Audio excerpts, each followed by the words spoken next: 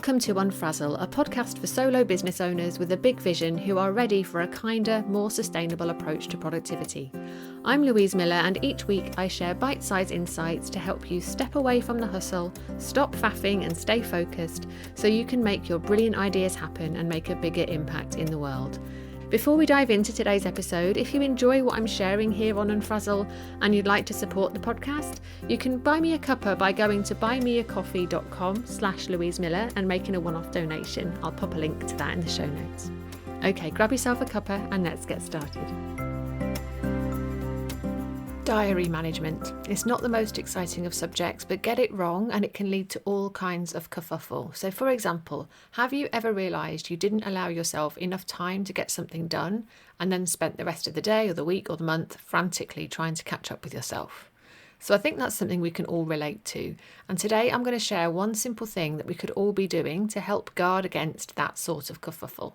So I've been a member of the Only networking community for a few years now. And I still remember going along to my first online meeting. And as a shy introvert, I was slightly nervous, but putting my best foot forward and ready to meet a bunch of new people. And the meeting lasted 90 minutes. But that wasn't the end of the story, because once the call was over, I needed more time. And for that very first meeting, because I didn't know anyone, I actually needed another hour to sort out my notes, connect with people on LinkedIn, and send a handful of personal messages. So thankfully, I didn't have anything else booked into my diary after the meeting, so I was able to focus on those tasks straight away whilst things were fresh in my mind. But imagine if my diary had been full to bursting with back-to-back calls and an unrealistically long list of things I'd wanted to get done that day. I would have spent the rest of that day, perhaps even the rest of the week, fretting and stressing about when on earth I was going to get the time to do the follow-up from that networking meeting. And eventually, I might well have told myself, well, it's too late now, I might as well not bother, which would have made going to that meeting in the first place a questionable use of my precious time. After all, building relationships that are genuine takes more than just showing up to a meeting once a month, doesn't it? So if I'm going to invest time and money in being part of a networking community, I want to do it properly, or what's the point? And whilst I'm at it, I actually want to protect time before each meeting too, so that I can print the attendance sheet, think about what I'd like support with, and make sure that I arrive to that meeting feeling really calm and grounded. So I know what I need to flow in and out of those monthly networking meetings with more ease, so I can do something about it, right? I can plan for it. I can block out that time in my diary so that nothing else creeps in. And I like to think of that as creating a lovely protective bubble around what's important. So I wonder, might you benefit from taking that approach too? And I'm going to share another quick example of the importance of giving yourself time in that way. So a client that I was working with a few years ago was, unlike me, a prolific networker. Going to events and having coffee with people was her happy place, so naturally she filled her diary full of those sorts of activities. And when she came to me, she was really frustrated that she never had the time to create the offers that she wanted to be putting out in the world.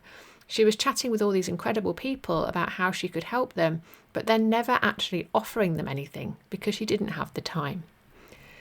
And it took a minute for her to realise that in order to create the space to put those missing pieces in place, she would have to let go of some of those coffee chats and events.